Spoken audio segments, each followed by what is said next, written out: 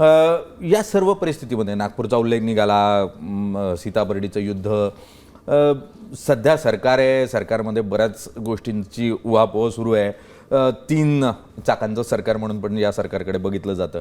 समन्वयाचा अभाव दिसतोय, 3 मंत्रिमंडळांच्या बैठकीला उपमुख्यमंत्री येत नाही, जमत नाही सेनेचं आणि भाजपचं. 3 चाकांचं असलं तरी गती एक आहे. 3 चाकांचं असलं तरी वेगेची वेग विकासाचा आहे.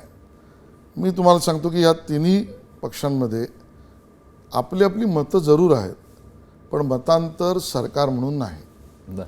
एकनाथजी जर बैठकीला नव्हते तर त्याची कारणं त्यांनी मुख्यमंत्री महोदयांना ती सांगितलेली आहेत. एकदा पाऊसच होता, ते स्वतः फील्डवर होते, एकदा दौऱ्यावर होते, दिल्लीत होते. अशा कारणांनी त्यांचं मुख्यमंत्री महोदयांशी बोलणं करून ते होते. याचा अर्थच लगेल जणू काही त्यांनी बहिष्कार केला, यायला तयार नाहीत असं काढणं तर थोडं अन्यायकारक होईल.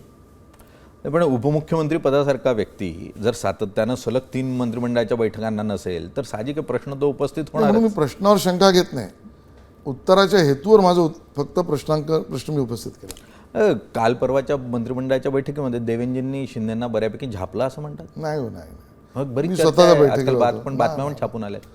तुम्हाला सांगतो आता या बातम्या कुठून येतात मी त्याच्यावर काय भाष्य करू, पण या बातम्या देणाऱ्यांना एवढंच मी म्हणेन की तुम्ही पूर्ण अभ्यासांती जरूर टीका करा, प्रखर करा, प्रहार करा, तुम्ही त्याच्यात काही आम्हाला सोडू नका, पण त्याचा सोर्स नीट चेक करा. कॅबिनेट बैठकीत त्याचा काही ब्रही निघाला नाही. ज्या बातम्या आत्ता मी पाहतोय त्यामध्ये नगर विकास खात्याची बैठक का घेतली, मुख्यमंत्री घेऊ शकत नाही. मुख्यमंत्री तर नगर विकास खात्याची बैठक उपमुख्यमंत्र्यांकडे ते खातं असलं तरी त्यांच्याशी चर्चा करून काही निर्णय करू शकत नाहीत.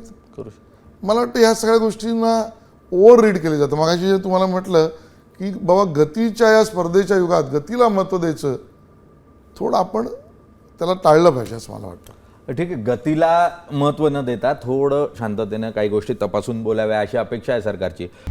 आता isakal.com आहे देशातील नंबर 1 ची मराठी न्यूज वेबसाईट. प्रत्येक अपडेटसाठी isakal.com ला नक्की भेट द्या.